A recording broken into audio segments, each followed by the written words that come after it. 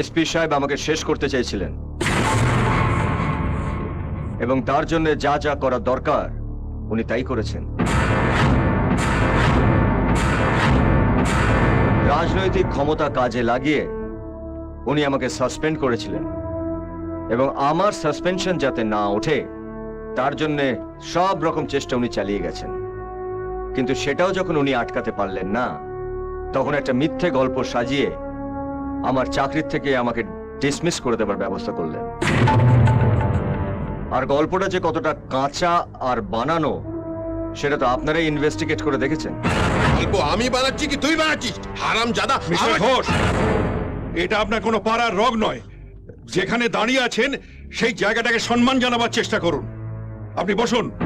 Sir, একবার ওর ফ্যামিলির রেকর্ডটা দেখুন, সব কটা বজ্জাত। ওর বাবা হেড কনস্টেবল ছিল, চুরির দায়ে চাকরিটা গেল। কোর্ট অফ এনকোয়ারি হচ্ছে সাব ইন্সপেক্টর অরুণ রায়কে নিয়ে, তার বাবাকে নিয়ে নয়। কিন্তু আপনাকে আপনি বসুন। বসছিস স্যার, সরি স্যার। পরশুদিন যখন আমি থানা থেকে বেরোচ্ছি তখন একটা লোক আমার উপর ঝাঁপিয়ে আমার ইউনিফর্মটা নিয়ে টানাটানি করে, বলে যে ইউনিফর্ম খোল, ইউনিফর্ম খোল। প্রথমে আমি বুঝতে পারিনি, ভেবেছি কোনো পাগল টাগল হবে। পরে ভালো করে তাকিয়ে দেখি যে আমাদের এসপি সাহেব।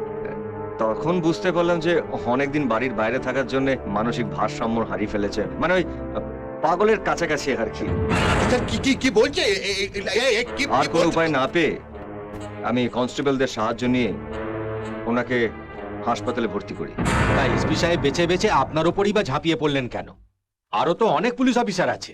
হ্যাঁ হ্যাঁ স্যার, আমার এইটা আমার উপর কিছু। সেটা তো আমারও প্রশ্ন স্যার।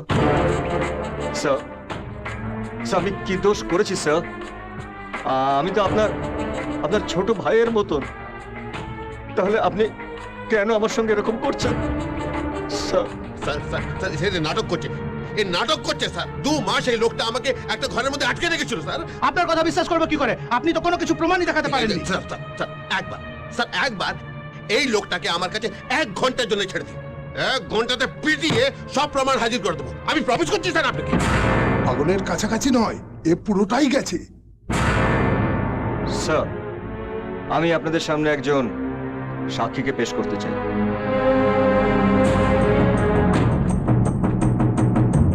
স্যার, আমার নাম শম্ভু মণ্ডল, ট্যাক্সি চালাই। পরশু শিয়ালদা স্টেশনে আমার ট্যাক্সিতে উঠে উনি বললেন আমি হরিদ্বার যাব। দেখেই আমার মনে হয়েছিল ওনার মাথায় একটা গন্ডগোল আছে। সরি স্যার, জল তেষ্টা পেয়েছি। ওনাকে আমি যেই বললাম যাবে না, উনি আমাকে গালাগাল দিতে আরম্ভ করলেন। আমি ওনার হাতে পায়ে ধরে বললাম আমার হরিদ্বার যাবার পারমিট নেই, আপনি গাড়ি থেকে নেমে যান। উনি তখন আমাকে বললেন দাঁড়া, আমি থানা থেকে তোর পারমিট নিয়ে আসছি। আর তোকে আমি মেরেই ফেলবো। আমি তোকে দেখাই, আমি হরিদ্বার যাচ্ছিলাম, আমি তোকে নিয়ে যাবো। সরি সরি, সত্যি বল, সত্যি বল, কে বলেছে তোকে? ছেড়ে দিন স্যার, মরে যাবে লোকটা। কিসের ঘোষ? স্যার স্যার, আমি এই লোকটাকে চিনি না স্যার। আমি কখনো হরিদ্বার যেতে চাইনি স্যার। এটাই তো আপনার প্রবলেম। কাল যাকে দেখছেন আজ তাকে চিনতে পারছেন না, যেটা বলছেন তারও কোনো প্রমাণ দেখাতে পারছেন না। স্যার, আপনি বরং একজন ভালো ডাক্তার দেখান, তারপরে আপনাকে চার্জ দেওয়া যাবে। Okay sir. ওই বুনো ষাঁড়টাকে তুমি গর্তের মধ্যে এতদিন আটকে রাখলে, যদি বা গর্ত থেকে বেরোলো তুমি পাগল সাজিয়ে দিলে। হ্যাঁ, আমি তো ভেবেছিলাম যে আপনি এটা শোনার পর আমার এগেনস্টে স্টেপ নেবেন। নেবই তো। তুমি কি ভেবেছো হ্যাঁ তোমায় আমি ছেড়ে দেবো? আপনাকে মাঝে মাঝে অবাক লাগে স্যার, কারণ এরকম মানুষ তুমি এর আগে দেখোনি, যাদের হাসি আর কান্না দুটো এক। আজ একা কেন আমি জানো? কারণটাই বলরাম ঘোষ ওর ভাইয়ের কেসের একটা ইনভেস্টিগেশন থেকে আমাকে থামাবার জন্য আমার স্ত্রী আর মেয়েকেও সরিয়ে দিয়েছিল ওই স্কাউটেলটা। তারপরেও আপনি ওই মানুষটার আন্ডারে কাজ করে যাচ্ছেন শুধু একটা অস্ত্র হাতে পাওয়ার জন্য, যেটা দিয়ে আমি বলরাম ঘোষকে মারতে পারবো। আজ আমি সেই অস্ত্রটা হাতে পেয়েছি। তুমি কিন্তু একটা কথা মনে রাখবে, ওরা 3 ভাই হচ্ছে কোকরো সাপের জাত। মার খেয়ে কিন্তু ওরা চুপ করে বসে থাকবে না, তোমাকে ছবল মারার সুযোগ খুঁজবে, আর সেই সুযোগটা তুমি কিন্তু দেবে না। একটা মামুলি সাব ইন্সপেক্টর 4টে থানার দায়িত্ব পেয়ে 4 জনকে গুলি করে মারলো। আর এই 4 জন মানুষের মৃত্যুর জন্য আপনি দায়ী। তার কারণ আপনি সাব ইন্সপেক্টর অরুণ রায়কে সার্কেল ইন্সপেক্টর বানিয়ে স্পেশাল পাওয়ার দিয়েছেন। পুলিশের ইউনিফর্মে একটা মার্ডার তৈরি করেছেন আপনি। আপনি এত চিৎকার করে কথা বলছেন কেন? এখানে কেউ আমরা কালা নই। আস্তে কথা বলুন, আমরা শুনতে পাবো। আমি মুখ্যমন্ত্রীর কাছে আবেদন করছি, এই খুনি পুলিশ অফিসারকে তার সার্ভিস থেকে ডিসমিস করে ওর এগেইনস্টে মার্ডার চার্জ এনে ওকে যেন অ্যারেস্ট করা হয়। কিসের মার্ডার চার্জ মশাই? যাদের মেরেছে সবকটাই তো ক্রিমিনাল। আপদ গেছে। ক্রিমিনাল বলেই তাদের গুলি করে মারতে হবে? তাহলে পুলিশ আর ক্রিমিনালের মধ্যে তফাৎ কি থাকলো? আমি ইন্দ্রজিৎ বাবুর সঙ্গে একমত। তা তো হবেনি, আমরা সব জানি। কি জানেন আপনি? কি জানেন? বলুন কি জানেন? বললে লজ্জায় মুখ দেখাতে পারবেন না আপনি। দেখেছেন কিরকম উল্টোপাল্টা কথা বলছেন? কি শুরু করেছেন কি আপনারা? বসুন, সবাই বসুন। একটা কথা পরিষ্কার করে জানিয়ে দিই আপনাদের, ইন্সপেক্টর অরুণ রায়কে যে স্পেশাল পাওয়ার দিয়েছেন স্বরাষ্ট্রমন্ত্রী, তাতে কোনো ভুল নেই। আর ইন্সপেক্টর অরুণ রায় যে কাজটা করেছেন তাতেও কোনো ভুল নেই। আমি ওর দায়িত্ববোধকে সম্মান করি। রাজ্যকে অপরাধ মুক্ত করতে দরকার হলে প্রত্যেক দিন 4 জন করে ক্রিমিনালকে পুলিশ মারবে। হ্যাঁ, আর এই কাজে সরকারের পূর্ণ সমর্থন থাকবে।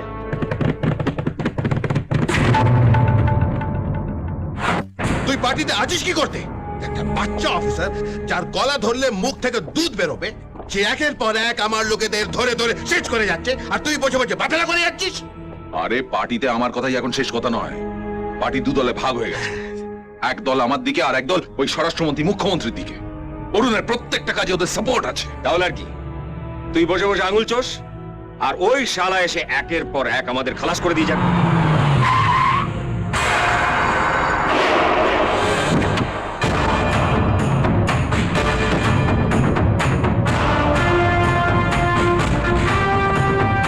এই! ওইখানে দাঁড়িয়ে থাক, একদম চৌকাট বেরোবি না।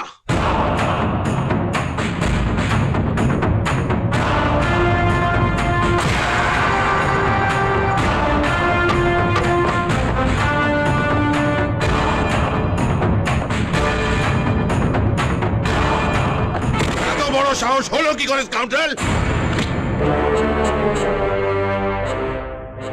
আমার হাতটার পাওয়ার কতখানি সেটা আপনার খুব ভালো করে জানা আছে। এখন তার উপরে আমাকে স্বরাষ্ট্রমন্ত্রীর স্পেশাল পাওয়ার দেওয়া আছে। এখানে কেন এসছো? আপনার আদরের ছোট ভাইটিকে আদর করে ধরে নিয়ে যেতে এসেছি।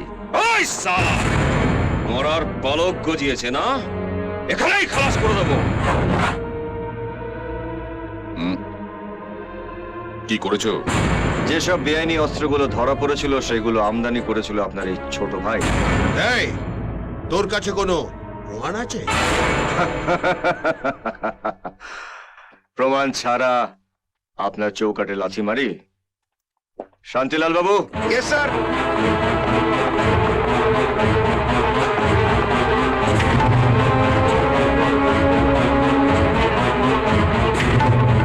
বর্দা আর মেজদাকে শুনে দাও তো বাবলু ভাই, ছোটদার কেসটা কি? মাস 6 আগে ছোটদা আমাকে রাত্রিবেলা বাড়ি থেকে তুলে নর্থ বেঙ্গলে নিয়ে যায়। সেখান থেকে সবজির ট্রাকে করে অস্ত্রগুলো তুলে নিয়ে এসে আমাকে লুকিয়ে রাখতে বলে। সেগুলোই আপনি পেয়েছিলেন স্যার। আর্মস অ্যাক্টে আপনার ভাইকে আমি গ্রেফতার করলাম। কি করছেন স্যার? এই বাচ্চা অফিসার, গলা টিপলে দুধ বেরিয়ে যাবে। কেস খেয়ে যাবেন আপনি, কারণ ও এখন চার্জে আছে আর আপনি ডিসচার্জ। হ্যাঁ, যাও অরুণ, ওকে দিয়ে যাও। যাও যাও। ভাই ভাই ভাই, তুই চিন্তা করিস না। কি যে করেন না, সত্যি আপনার মাথাটা। ওষুধটা খাননি নিশ্চয়ই, সময় মতো খাবেন, তাহলে কিন্তু বেড়ে যাবে। চলি। আমি পাগল না, আমি পাগল না।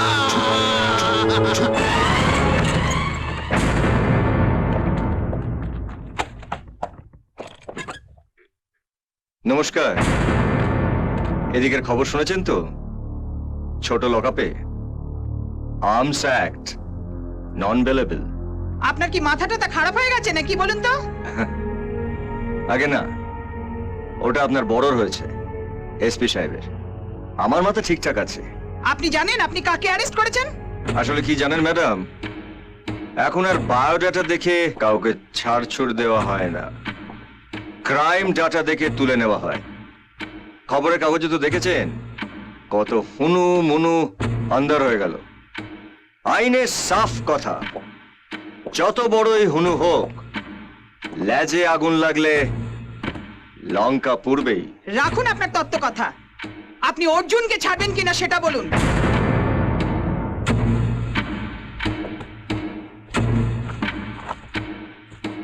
নিন, লিখে দিন। কি লিখবো? লিখবেন যে ধাপার গোডাউনে বেআইনি অস্ত্রগুলো আমদানি করেছে অর্জুন নয়, ওইগুলো আমদানি করেছেন আপনি। মানে? মানে ও বেরিয়ে আসবে আর তার জায়গাটা ভরাট করবেন আপনি। আমি বাবলুকে বলে দেব যে কোর্টে দাঁড়িয়ে যাতে আপনার নামটা বলে। এবার আপনি ঠিক করুন যে আপনি কি করবেন। আপনি যেরকম বলবেন আমি ঠিক সেরকমই করব। জানেন তো, আমি আবার মহিলা এমএলএদের সম্মানের দিকটা ভীষণ খেয়াল রাখি। চলুন। সাবধানে যাবেন।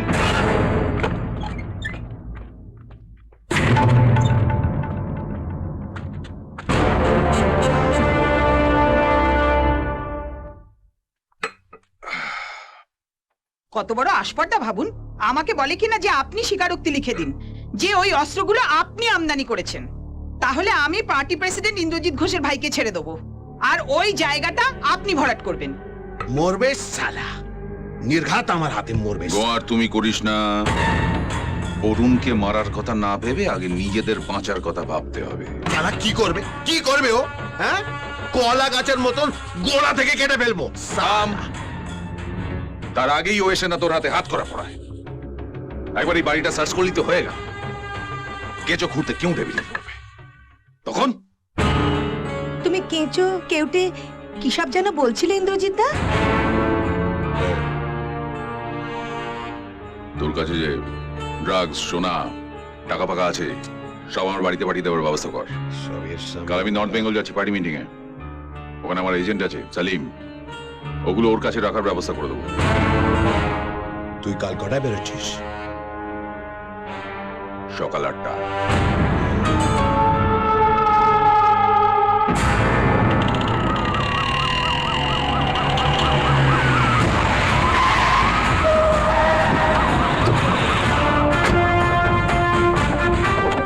আপনি? তাই ভাবি এই সময় বিড়ালের রাস্তা কাটলো কি করে? মাঝে মাঝে বেড়ালকেও অসময় রাস্তা কাটতে হয়, তার উপর অনেক দায়িত্ব দেওয়া আছে তো। বেশি দায়িত্ব নেবেন না। আর বিড়ালের গায়ে চকরা বকরা দাগ থাকলেই বিড়াল কখনো বাঘ হয় না, বেঘরে মারা পড়বেন। বেড়ালের আঁচড় তো একবার খেয়েছেন, এর মধ্যেই দাগটা মিলিয়ে গেল। কি ব্যাপার, গাড়িটা আটকালেন কেন? সরে যান সামনে থেকে, স্যারকে অনেক দূর যেতে হবে। আমার কাছে ইনফরমেশন আছে যে উনি গাড়ি করে ড্রাগস আর কোল্ড বিস্কিট নিয়ে যাচ্ছেন, তাই ওনার গাড়ির তল্লাশি না করে আমি ওনার গাড়ি যেতে দিতে পারবো না। এই, আর একটা উল্টো পাল্টা কথা বলে জুতিকে মুখ লম্বা করে দেবো তোমার।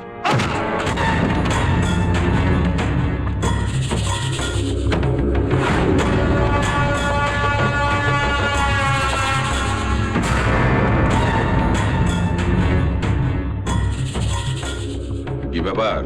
গাড়ির চাবিটা দিতে বলুন, আপনার গাড়ির তল্লাশি নেব। নিজের পজিশনটা ভুলে যেও না, আর আমারটা।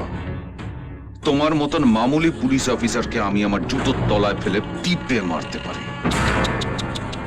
ভুলেও এই কাঁচা কাজটা করবেন না, কারণ নেতাদের চাকরিটা কাঁচা আর পুলিশেরটা পাকা। একবার পা দুটো ধরে উল্টে দিলে এই জুতো পরা পা দুটো ওপরে আর মাথাটা নিচ্ছে, একেবারে পাদুর ঝোলা হয়ে যাবেন। রাস্কেল, তুমি আমাকে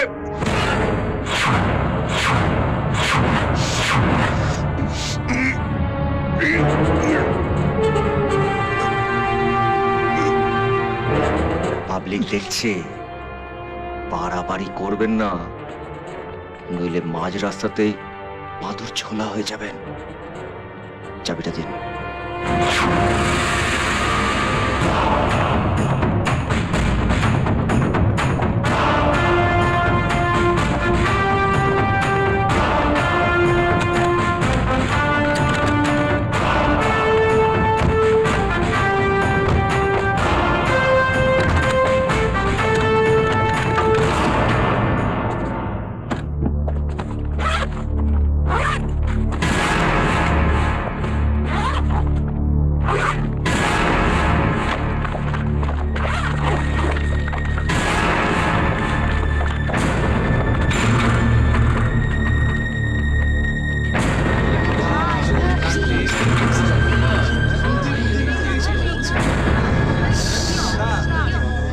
দেখুন, দেখুন আপনাদের এই মহান নেতাকে, সেজে গুজে উনি যাচ্ছেন জনসভায় ভাষণ দিতে, সাধারণ মানুষকে কোটি কোটি টাকার প্রতিশ্রুতি দিচ্ছে, আর এদিকে টাকা, সোনা, ড্রাগস বিদেশে পাচার করছেন। বছরের পর বছর এরা আপনাদের সর্বনাশ করে যাচ্ছে, আর বছরের পর বছর আপনারা রোদ্দুরে দাঁড়িয়ে ভোট দিয়ে এদেরকে জিতিয়ে যাচ্ছেন। আপনাদেরকে বাঁচিয়ে রাখার জন্য দু মুঠো ভাত আপনাদের মুখে তুলে দিতে পারুক আর না পারুক, আপনাদের মারার জন্য ড্রাগস আমদানি করতে পারে।